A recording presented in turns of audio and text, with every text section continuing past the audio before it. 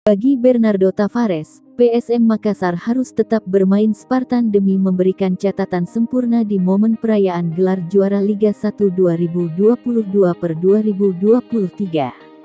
Tak semua ini menurut Bernardo Tavares harus ditunjukkan pemain PSM Makassar demi para suporternya yang diprediksi bakal memenuhi Stadion B.J. Habibie Parepare.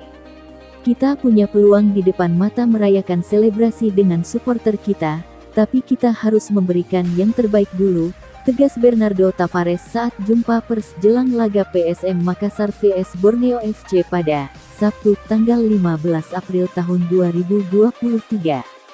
Walau begitu, Bernardo Tavares mewanti-wanti skuadnya untuk tetap bermain disiplin sebab Borneo FC merupakan tim kuat dengan pencapaian yang cukup fantastis musim ini.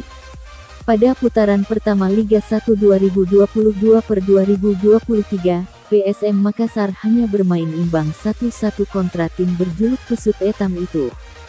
Besok kita akan menghadapi lawan yang tangguh. Sejak 2018, PSM tidak pernah menang lawan Borneo. Ini akan menjadi pertandingan sulit bagi kita. Bagi saya, Borneo lebih bagus sekarang daripada sebelumnya, ucapnya.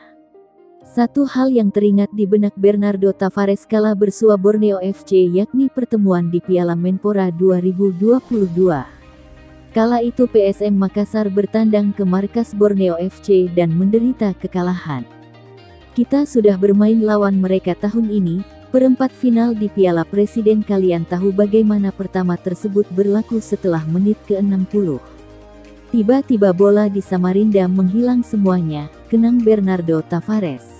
Selebrasi juara PSM Makassar sebagai kampiun Liga 1 2022/2023 dipastikan berlangsung di Stadion B.J. Habibie Parepare usai melawan Borneo FC pada Minggu tanggal 16 April tahun 2023 malam.